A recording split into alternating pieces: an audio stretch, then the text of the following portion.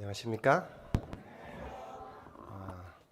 기쁘고 복된 안식일입니다. 특별히 우리 중창단에서 불러주신 그 찬양 기도를 통해서 저 설교의 요약이 된 것 같아요. 우리가 알 수 없는 이 길이 있을 때 뭐를 해야 된다고요? 오늘 하나님의 일의 원칙이 바로 기도입니다. 우리 같이 함께 좀 그 의미를 같이 생각해 보는 시간 갖도록 하겠습니다. 오늘 특별히 광명교회가 우리 지구에서 굉장히 좀 핫하고 좀 기도를 많이 하는 그 교회 중에 하나죠. 그렇게 해서 이번에 이렇게 교환 설교가 있다 그래가지고 조금 그 여기 지구장 님이 좀 오셔가지고 이 교회에 좀 힘도 주시고 이렇게 했으면 좋겠는데 왜 저를 이곳에 보냈는지 알 수 없는 이 길 기도하고 제가 이 자리에 섰습니다. 분명히 하나님의 섭리가 분명히 있으리라고 생각하고 우리 함께 이 시간을 우리가 같이 기다리고 또 하나님의 음성을 듣는 시간을 갖도록 해보겠습니다. 여러분, 어떤 이 인생의 삶을 살아갈 때 불가항력, 내가 정말 어떤 일이 닥쳤을 때 어떻게 해야 될지 모르는 그런 상황.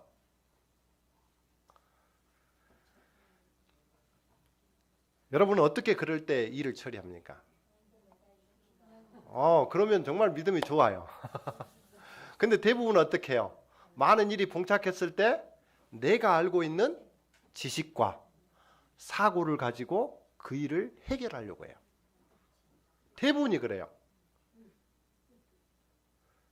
그래서 내가 아는 사람, 아니면 내가 할 수 있는 능력, 내가 할 수 있는 그런 어떤 일을 통해서 그 일을 이루려고 해요.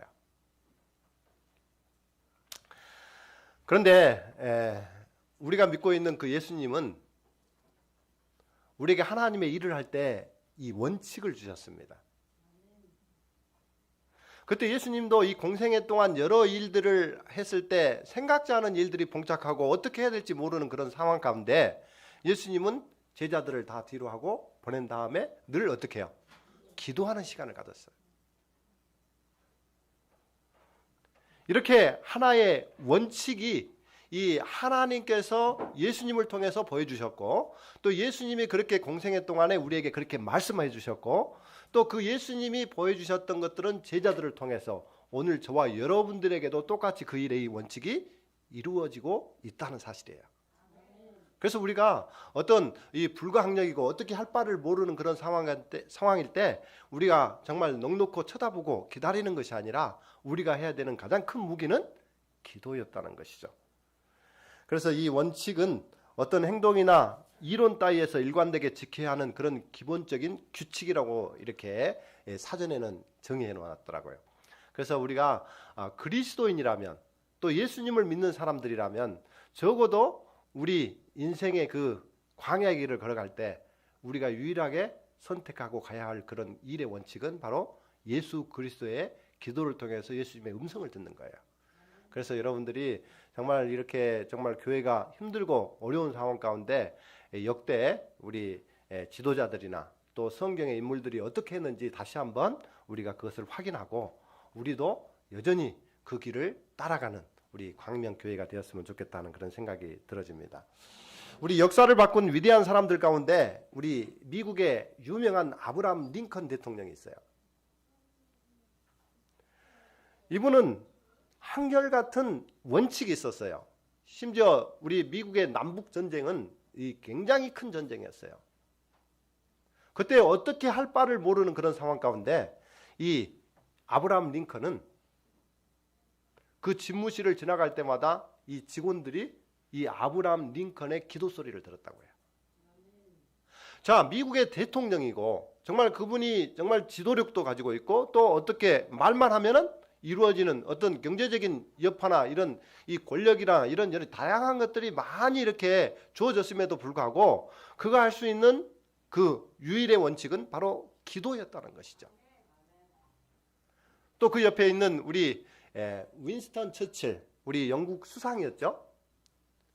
이분도 어떻게 했어요? 독일이 영국을 전쟁을 통해 가지고 2차 세계대전 때 전쟁을 통해 가지고 괴롭고 힘들 때 정말 어떻게 해야 될지를 몰랐을 때 어떻게 했을까요? 기도했어요. 그리고 심지어 이분은 이 전국적으로 한 날을 정해서 이 기도의 날로 정하는 정말 위대한 지도자였던 것 같아요. 대통령이 그렇게 정말 우리가 할 수 있는 유일한 길은 바로 우리 하나님의 능력, 하나님의 능력을 강구하는 그 기도의 능력이었다는 것을 우리에게 보여주고 있는 것입니다. 자, 그뿐만 아니라 실제 우리 성경에 이 모세 지도자 여러분 아시죠? 우리 이스라엘 백성들을 애굽에서 끌어내는 하나님의 명령을 따라 끌어내서 지도자로 이 광야의 길을 걸어가는 이 가나안 땅을 향해 걸어가는 그런 삶 가운데 이 모세에게 수많은 어려운 일들이 있었던 것입니다.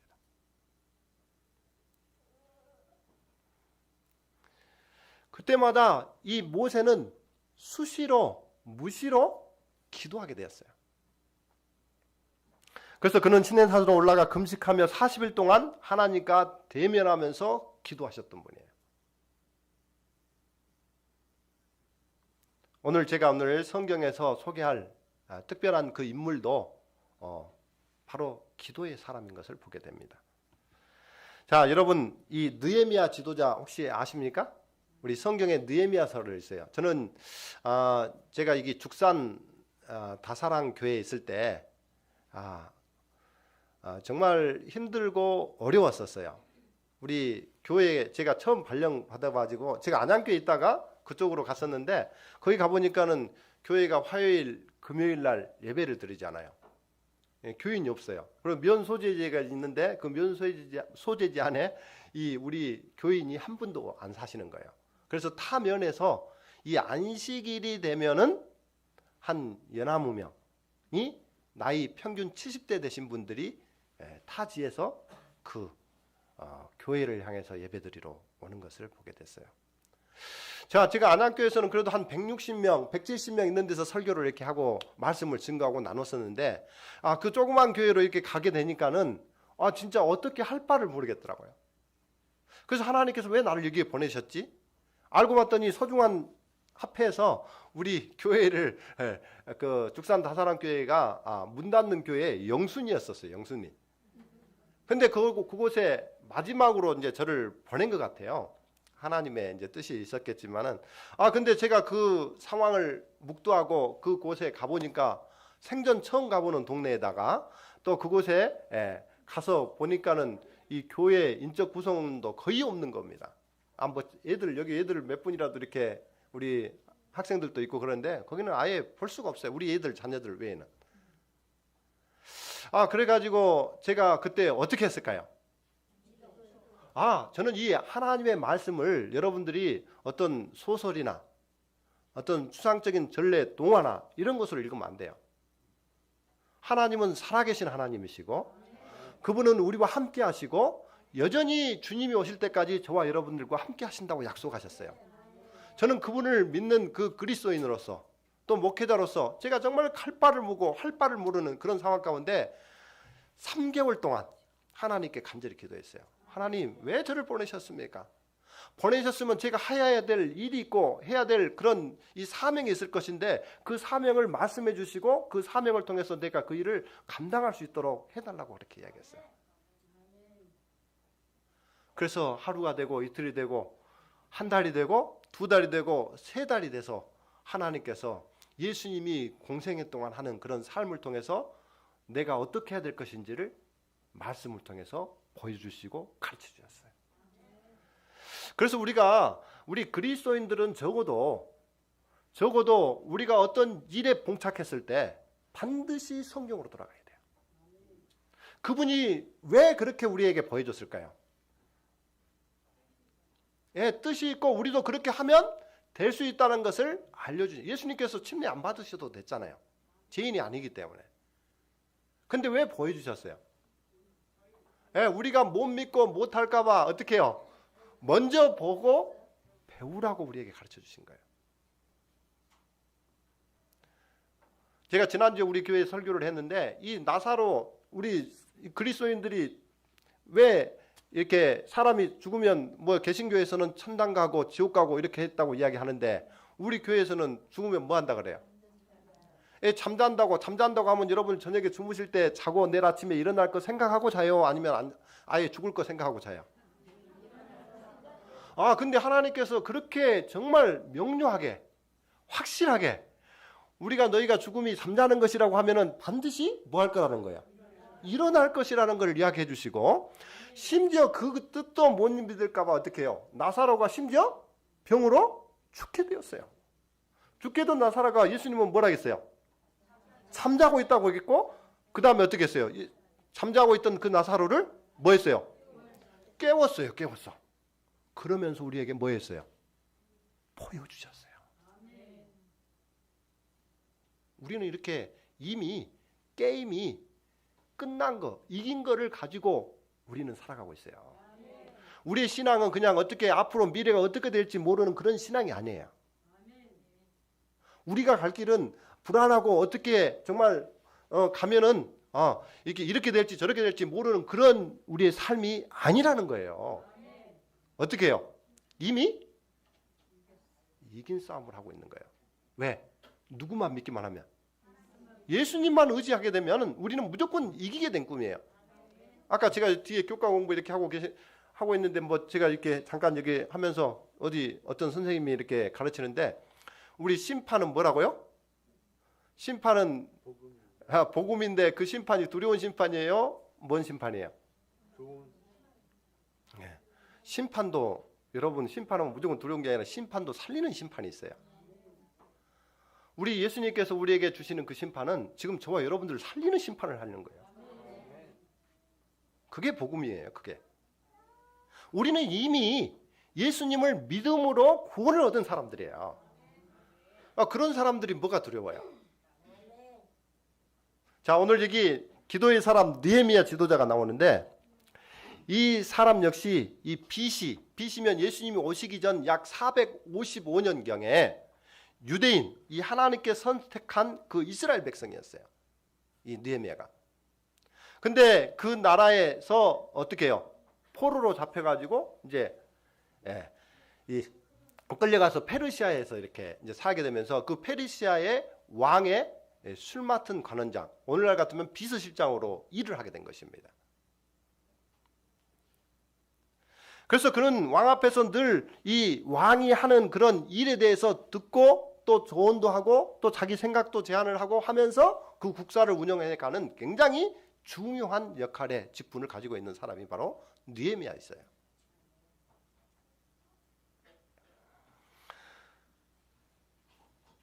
그분은 이모저모로 보나 부족함이 없던 사람이에요. 유대인이었지만 이 페르시아 권력자가 되었고 명예와 부귀를 얻은 사람으로 남부러울 것이 없는 사람이 바로 느헤미야였었어요.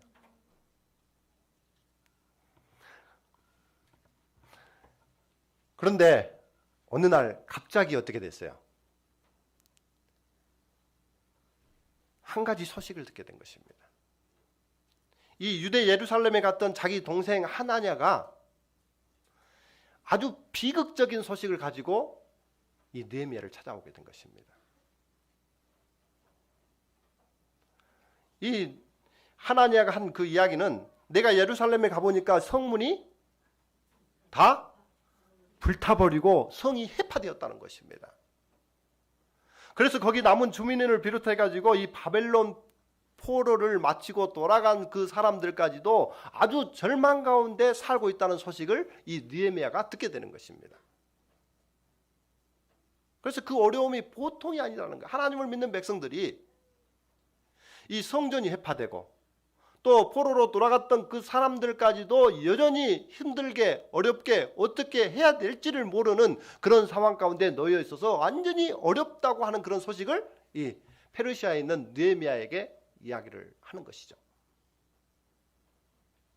이것은 오늘날 현대판 이 광명교회의 모습이 아닌가 제가 좀 생각을 해봤어요. 이 교회가 우리 전국의 각 지역에 정말 그 지역마다 이 하나님의 새 천사의 기별을 증거할 수 있도록 등대를 세우고 또 거기에 하나님의 백성들을 불러서 그 일을 감당하게 하는데, 이 교회가 갑자기 불은 안 났지만 해파되고 없어진다는 거예요.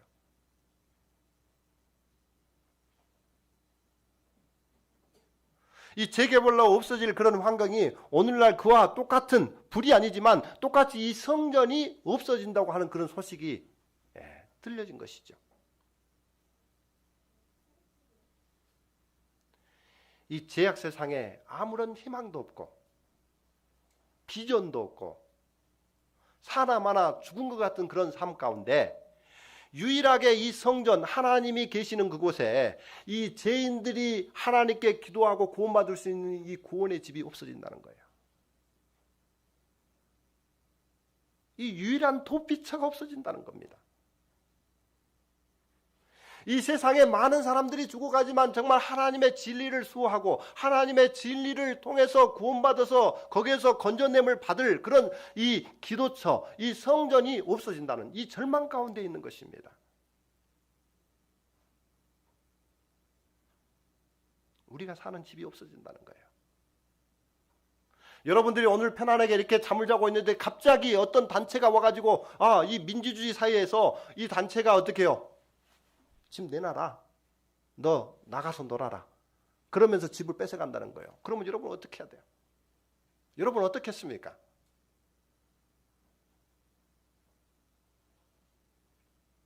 아마 저는 가만히 있지 않을 것 같은데 아마도 여러분들도 그러실 것입니다. 여러분들 이런 상황에 처하면 어떻게 할 것일까요? 이 능력이 있었던, 약간 느헤미야는 이 왕의 비서실장이면, 대통령의 비서실장이면 굉장히 권력이 있어요, 없어요? 힘이 있어요, 없어요? 그럼에도 불구하고 이런 상황에 처하면, 이런 상황 속에서 이 느헤미야가 어떻게 했는지 우리가 좀 배울 필요가 있죠. 우리 느헤미야서 1장 1절로 4절을 보게 되면 이 하가랴의 아들 느헤미야의 말이라. 아닥사스다 왕 제20년 기스루월에 내가 수산궁에 있더니 나의 한 형제 중 하나니아가 두어 사람과 함께 유다에서 이르렀기로 내가 그 사로잡힘을 면하고 남아있는 유다 사람과 예루살렘 형편을 물은즉 저희가 내게 이르되 사로잡힘을 면하고 남은 자가 그 도에서 큰 환난을 만나고 능력을 받으며 예루살렘 성은 회파되고 성문들은 소화되었다 하는지라. 우리 4절 같이 한번 읽어볼까요? 시작. 내가 이 말을 듣고 앉아서 울고 수일 동안 슬퍼하며 하늘의 하나님 앞에 금식하며 기도하며. 이 이야기를 들었을 때 느헤미야에게는 견딜 수 없는 슬픔이 왔어요. 여러분들이 이 교회가 재개발로 없어진다고 하고 164평이 10평만 주고 가라고 하는데 그런 이야기를 들었을 때 여러분들에게 슬픔이 아마 몰려왔었을 거예요. 그는 하나님 앞에 주저앉아서 슬피 울며 금식하며 자기 동족들을 위해서 기도하기 시작한 거예요. 하나님, 이 지역에 하나님의 진리의 등대가 없어지면 어떻게 할 것입니까?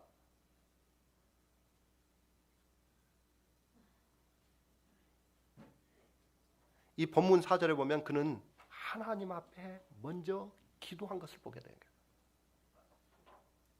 그리고는 그 자신이 예루살렘에 가서 그 엄청난 도성을 재건하는 일을 감당해야 된다고 하면서 어떻게 해요? 그렇게 해야 되는데 자기가 그렇게 비서실장까지 돼 있으면서 능력이 없음을 고백합니다. 내가 지금 이런 상황 가운데 어떻게 그 일을 할 수 있을까?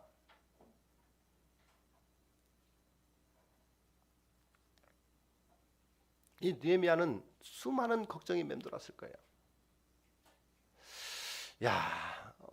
내가 정말 하나님의 은혜로 살아왔고 내가 정말 그것을 통해서 하나님의 진리를 찾고 우리 구원의 삶 속에 살아가는 그런 사람으로서 어느 직장에 위치해 있는데 그 교회 성전 건축한다는 걸 좀 도와달라고 이야기해갖고 내 직장이 잘리면 어떡할까?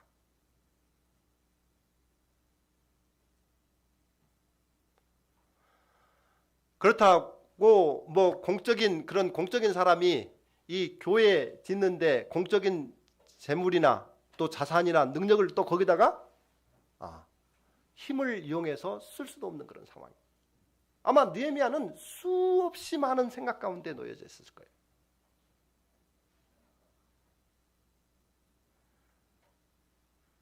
여러분, 이 광명교회도 예배 공간이 아까 말했던 것처럼 164평을 10평으로 준다는 것은 이루 말할 수 없는 정말 청천벽력 같은 문제죠. 조합은 이렇게 한다 저렇게 한다 수없이 말을 번복하고 대세는 여전히 조합 쪽으로 조합이 이끄는 대로 가는 것 같아요.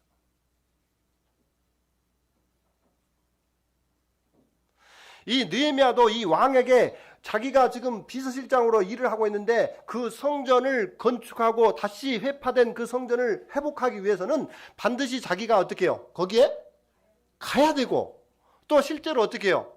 국가 재정은 아니더라도 자기가 가지고 있는 재산들이나 이런 것들을 가지고 협력해서 그 성전을 건축해야 되는 것입니다. 똑같은 위치예요. 그리고 왕한테 허락을 받아야 돼요. 자기가 그 나라를 넘어가서 자기 성전을 건축하기 위해서는 또 왕의 허락을 맡아야 되고 왕이 이야기를 해줘야지 거기를 건너갈 수 있는 것입니다. 그리고 그 성전을 건축하기 위해서는 수많은 재료들이 들어가겠죠. 그 재료들도 어떻게 해요? 준비되어야 되는 것입니다. 그러나 그가 먼저 했던 것은 하나님 앞에 먼저 기도했던 것입니다. 그 결과 어떻게 됐을까요? 우리 느헤미야 2장 8절 같이 읽어볼까요? 시작. 선한 손이 나를 도우심으로 왕이 허락했다는 것입니다. 자, 여러분 그 기도의 능력은 여기 광명시장을 움직이게 만드는 겁니다. 이 조합장이 아니에요. 그래서 이 느헤미야의 기도는 왕의 허락을 받고 왕의 모든 편의를 제공하게 됩니다. 그래서 왕이 실제로 일을 하는 것처럼 이 하나님의 성전이 해파됐던 그런 성전이 다시 회복되고 건축이 되는 것입니다. 그래서 왕이 필요한 물자도 주어주고 통행증도 주어주면서 어떻게 해요? 예루살렘의 총독으로 그를 임명해서 건축을 시작하게 된 것입니다. 이게 하나님의 역사예요. 이게 하나님의 원칙인 것입니다. 하나님의 일의 원칙이에요. 그래서 우리는 포기하면 안 되죠. 능력 있는 하나님께 간절히 기도하고 그 이후에 모든 것들은 하나님께서 책임지는 것이에요. 여러분들이 포기하면 안 돼요.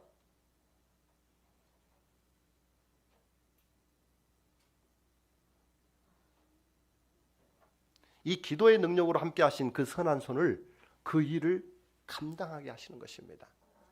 저는 여러분들의 그런 간절한 기도가 여러분 한 사람 한 사람의 그 간절한 기도가 이 시장님의 마음을 움직이고 조합장의 마음을 움직이고 어떻게 해요? 하나님의 선한 손이 그들을 반드시 움직일 것이라고 저는 확신합니다. 그래서 여러분 희망을 가지시기 바랍니다. 오늘 그 하나님께서 여러분들에게 이야기하고 있는 거예요. 그래서 42개의 건축조로 나뉘어서 실제로 느헤미야가 예루살렘 총독으로서 그 일을 딱 지휘하면서 시작했는데 그때도 수없이 많은 방해가 있었어요.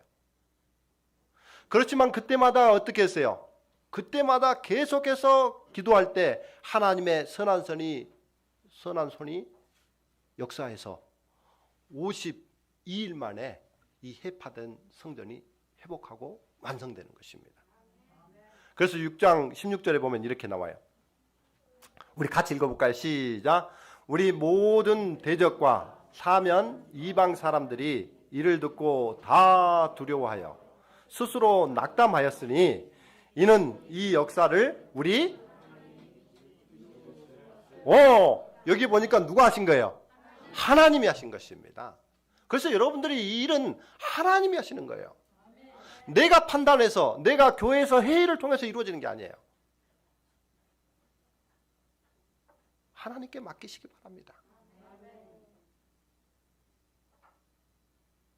이때도 사면 사방에서 어떻게 해요? 어렵게 만들었어요. 그렇게 어렵게 만들었던 사람들이 하나님이 역사하니까 이 하나님의 사람들을 뭐 했다 그래요? 두려워한 것입니다. 그래서 자기네들이 야, 하나님을 믿는 사람들은 정말 대단하구나 스스로 낙담하게 된 것입니다.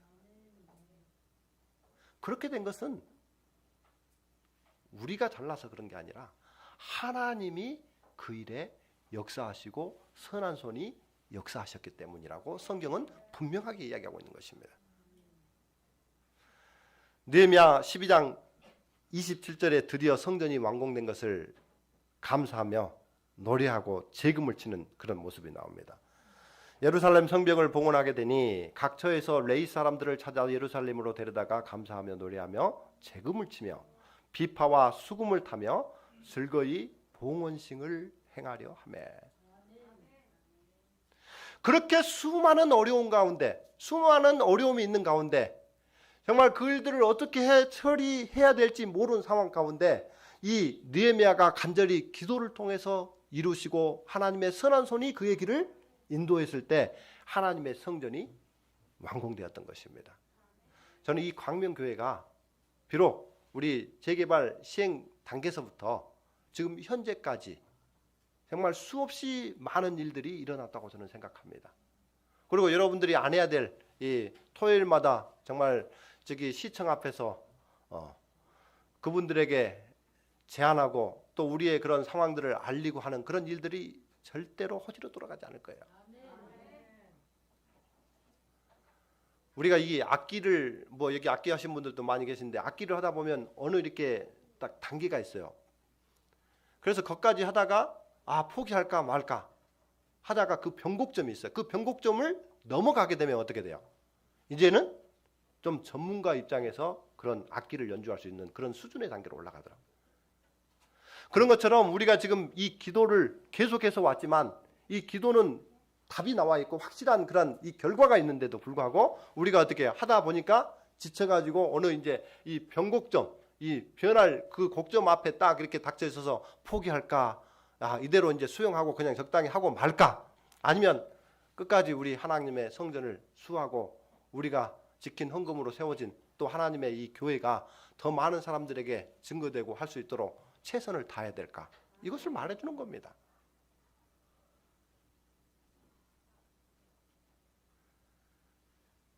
그래서 그렇게 성전이 완성되고 정말 그 사람들이 기뻐하고 뛸 때 그 소리가 어디까지 갔다 그래요?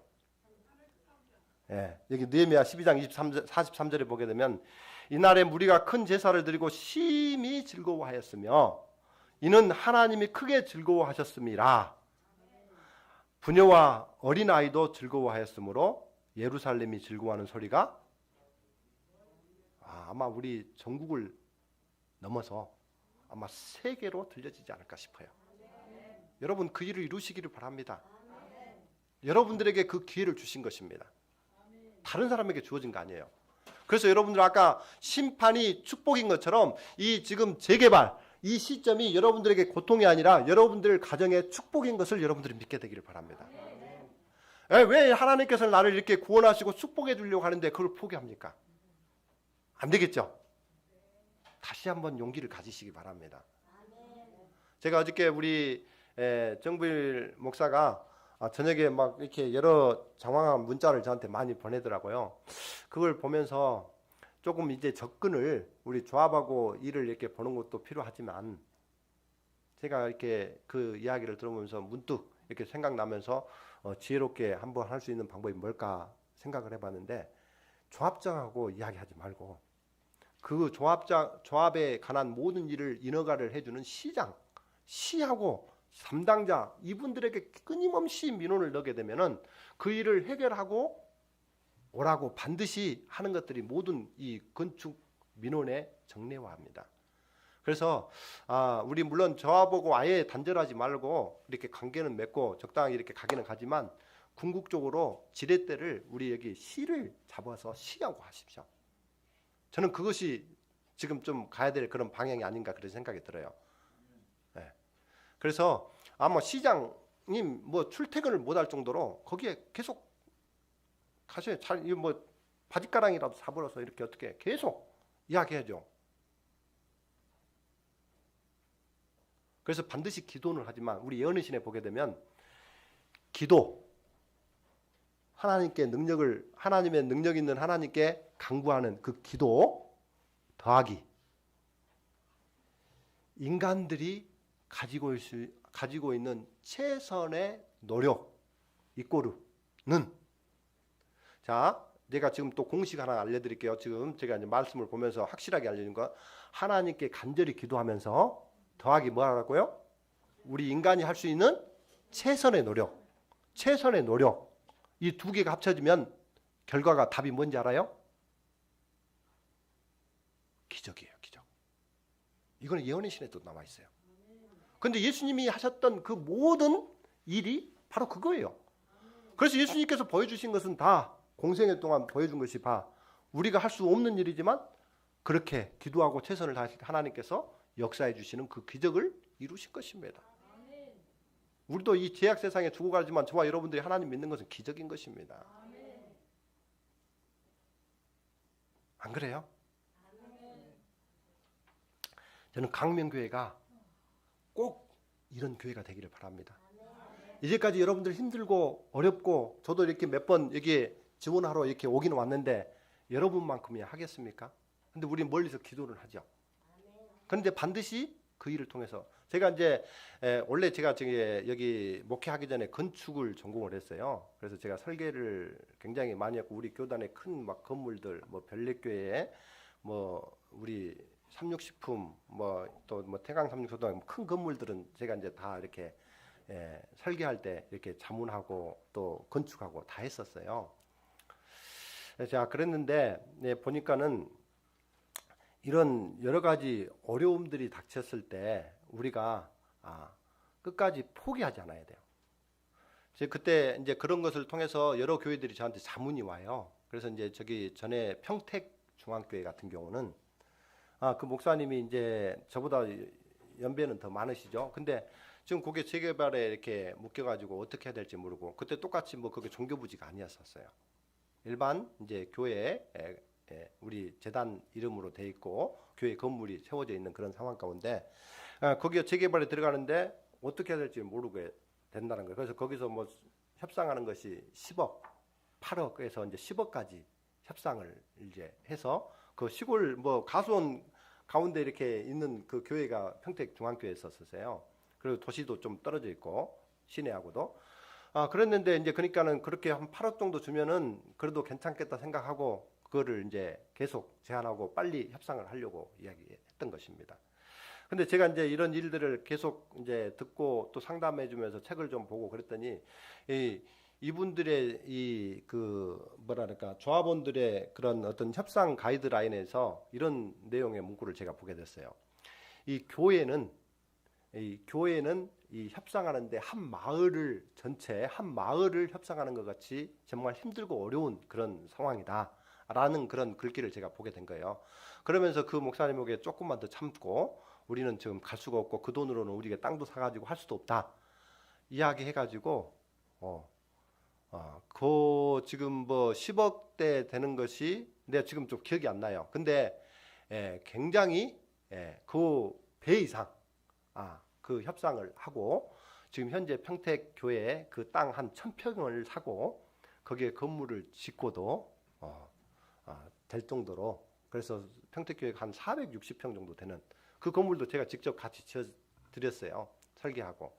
그렇게 했는데 그렇게 큰 교회로 이렇게 하고 하는 것들이 있어요. 물론 뭐 여러분들이 종교부지 아니라겠다고 뭐 굉장히 힘들고 어려웠고 이렇게 할 수도 있겠지만 그거는 이미 우리 교회는 우리 또 교회 재단은 이미 뭐 수백 년 전부터 뭐 백 몇십 년 됐잖아요. 그때부터 우리가 이제 교회 생긴 때부터 우리 교회가 조직이 돼 있었고 또 그 교회가 각 지역마다 이렇게 교회를 세우는 일에 있어서 또 그 교회 명칭으로 돼 있고 교회 재단으로 돼 있기 때문에 비록 뭐 아까 종교 부지로는 안 됐다 하시더라도 여전히 협상의 대상에서 뭐 법적으로 종교 부지 아니기 때문에 이렇게 된다는 것은 거의 없기 때문에 얼마든지 기도하면서 그 일을 해 나가게 되면은 아마 하나님의 역사가 분명히 있을 줄 저는 확신합니다.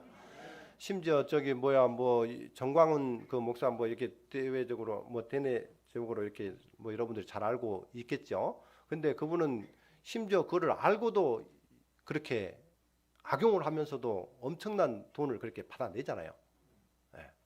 근데 우리는 그렇게까지는 뭐 하라고 제가 여러분들한테 요청하는 건 아니에요. 그렇지만 최소한에 우리가 이게 지금 땅이 70평이고 이게 164평이 연건평이 있다 그러면은 이것에 준하는 그런 자기네들은 더 개발하잖아요. 근데 그것에 준하는 것만큼이라도 받아내야지. 그것도 못 받는다 그러면 여러분 재산 같으면 그렇게 하겠느냐 이 말이죠.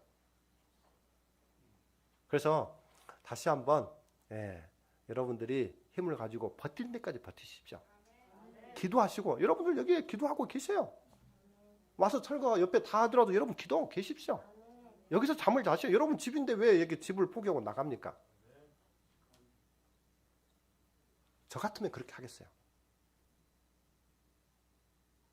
아무튼 아까 말했던 것처럼 우리 역대 우리 하나님께서 예수님을 통해서 또 예수님의 제자를 통해서 또 예수님의 그 믿음의 선진들을 통해서 또 그 선진들의 후손 이 피조물들 인간들도 얼마든지 그런 일 가운데 그 말씀대로 따랐을 때 하나님이 역사한 것을 보여주셨습니다.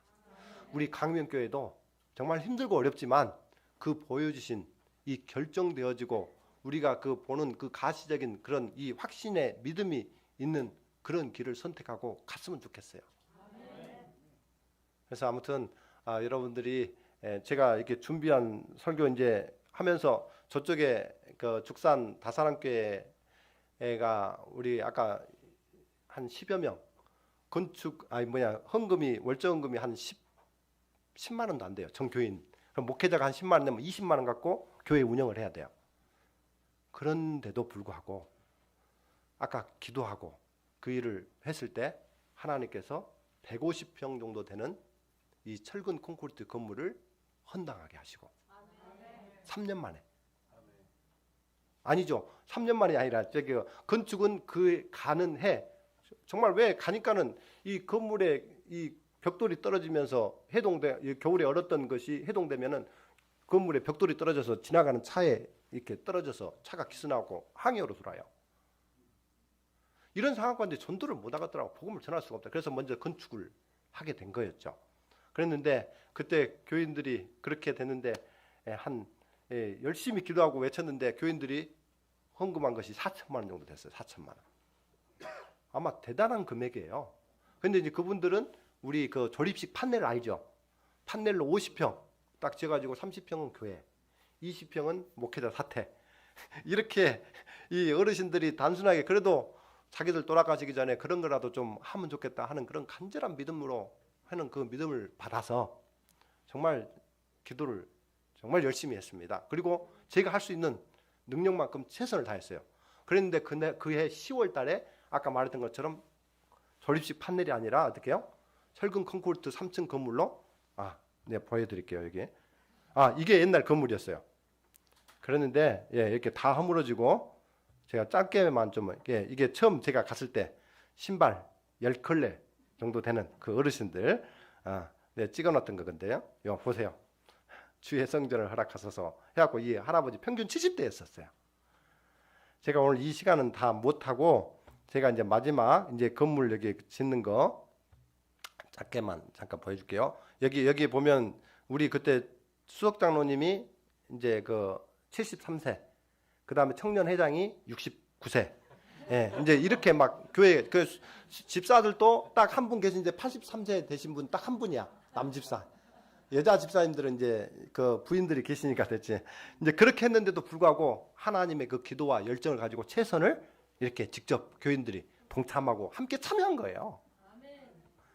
자, 그렇게 해가지고 이렇게 엄청난 하나님의 건물이 성전이 세워지게 된 거예요. 그래서 이것도 그 해 이제 이런 소식들을 듣고는 주변에서 이제 그 기도의 능력이 많은 사람들에게 증거되고 나눠지면서 이게 지금 4억 5천짜리 4천만 원 헌금했는데 4억 5천의 건물이 완성되고 그날 그 해 10월 달에 헌당하게 됐어요. 이거 기적 아닙니까? 근데 여러분들이 가지고 있는 건물도 가지고 이렇게 저는 충분히 할 수 있다고 봐요. 믿음으로 우리 하나님께서. 그리고 이렇게 교회가 100석 정도 됩니다. 근데 이게 3년 만에 하나님의 은혜로 이 교회가 가득 찼어요. 그래서 더 이상 앉을 자리가 없어가지고 하나님께 기도를 하고 또 기도의 역사는 계속 이루어졌죠. 그렇게 해가지고는 이제 마지막에 이제 그 전에 다음에 이제 기회가 있으면 이제 이렇게 저희 교회가 가득 차게 되면서 하나님의 귀한 역사가 일어나게 된 것이죠. 그렇게 해가지고 마지막 제가 이제 3년 지난 다음에 이제 마지막 시간이 없으니까 그것만 하고 오늘 마치도록 하겠습니다. 여러분들 희망을 가지라고 제가 이야기하는 거예요. 교회가 이렇게 아까 10분밖에 안 됐는데 어린이들이 6, 70명이 넘고 교인들이 100명이 넘어갔어요. 이게 지금 우리 교회 아까 그 입당 예배 끝나고 우리 그 순수 교인들입니다. 이렇게 이제 교인들이 바꾸고 그렇게 되면서 이제 한국인들만 그렇게 되고 외국인들은 또 한 100명이 또 넘어요. 자, 이제 여기에서 보면 제일 마지막 이제 그게 3년 만에 교회가 너무 자석이 모자라 가지고 주변에 이제 건물을 얻어 가지고 우리 다사랑 복지센터로 해 갖고 거기서 이제 또 외부 이제 선교 영향을 더해 가지고 해 가지고 이제 평균 70대가 우리 자체적으로 체육대회도 할 수 있는 이제 평균 70대가 이제 한 3년 지나니까는 전체 우리 교인들 연령 구성대가 20대로 바뀌었어요. 어린이들이 많고 3040이 이제 많아지고 이렇게 하다 보니까 우리 교회가 이렇게 이제 된 거죠. 그렇게 한 다음에 이게 여기 있네요. 이거 보여주려고 제가 3년 만에 이분들이 다 새로운 신자들이고 학생들이고 청년들이잖아요. 그런데 거기에서 우리가 또 기도하죠. 뭐 갑자기 이렇게 식사를 하는데 아이들이 많이 이렇게 저기 안에서 밥 먹고 있는데 친구가 저 밖에서 기다리고 있는데 여기 이제 어른들이 이렇게 앉아서 거기에 그때 막 의사분도 오시고 교수분도 오시고 아주 대단한 역사가 일어났죠.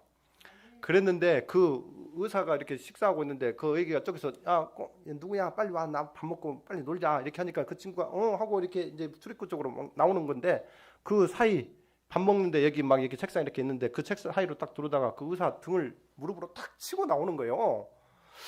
그거 보고 제가 또 깜짝 놀랐어요. 야 이러다가 저분들 교회에 또 안 나오면 어떨까 이제 이렇게 생각이 들면서 이거는 비전이 없으면 안 되겠다.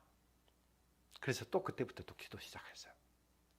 기도하면서 시작해서 하나님 우리 진짜 헌금도 그렇게 많지 않고 이제 건축 헌당했고 그 어르신들 헌금 최대한 다 해가지고 이렇게 됐는데 그 한지 3년 만에 심지어 어떤 분은 건축헌금 약정했는데 500만 원 약정했는데 500만 원도 못 내고 50만 원 30만 원 내신 분도 계셔요.